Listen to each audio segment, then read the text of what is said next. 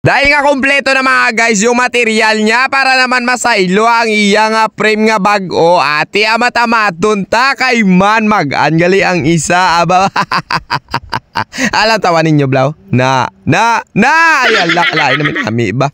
Hello mga morning sa inyo mga guys, no? Andi dito na naman si Maninoy ninyo. May uyat-uyat nga sagmit crazy boss mga guys. Kasi nga sabi ni Idol sa ako, ibabayluan na natin ang iyang sagmit R7. Bow, grabe mga guys yung preparasyon ni Idol. Oh, meron na siyang manubila nga carbon. Tapos meron siyang hub na boss. Kasi nga yung frame niya boss ate. Amat-amaton ta, bungkag, hala, tiraha. Oh. Wow!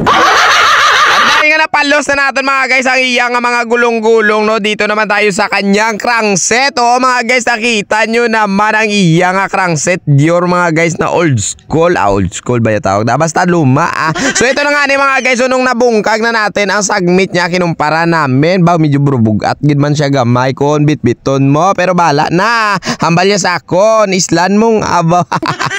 So nabatian naman ninyo siguro kanina mga guys, no, ang inambal ko na meron siyang dalang hub o mga guys ARC yung itatakod natin na hub dito, no, kasi nga ang iyang daan nga hub ay retrospect, hindi sa pwede kay man bus. So ito na yung babaylo natin mga guys, so ARC na hub, oo, tapos bus yan ha. Katulad yan mga guys na ginagamit kong hub, sobrang nami-nami talaga yan gamiton. 6 pulse na ay quality pa mga unod-unod ya, ayambot na lang gida. So ayan na nga ni mga guys, so no, nabuo na natin ang iyang wheelset, no, tapos na nating bagayon ang pangulian ate. Magchuchublis na naman si Maninoy ninyo, oo, nabatian ninyo, magchuchublis tayo kasi nga nakachub pa ang bike ni Idol, arena, perfect na niya, isalpak ta ang iyang wheelset nga tubeless kag itakod ang iyang head parts nga 4455, oh, nabatian naman nila, oh, may idea naman sila, bow, very good.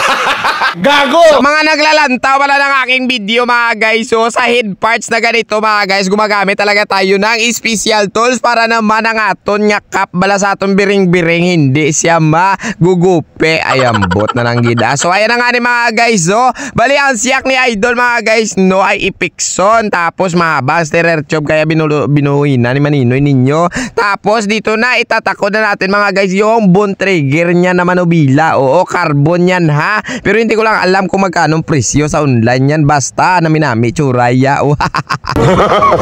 Dahil nga natakod ko na mga guys ang iyang butong bracket, no, itakod na rin natin ang Dior niya mga guys na crankset. Pero sabi sa akin ni Idol, no, ang iya kano nga chain ring bala, hindi na siya nanamian, no, kasi nga kulay blue, hambal niya sa ako bayluan ta kano itom.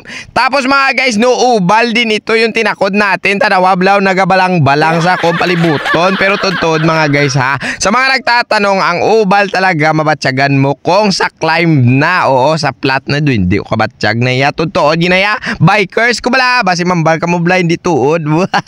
Animal.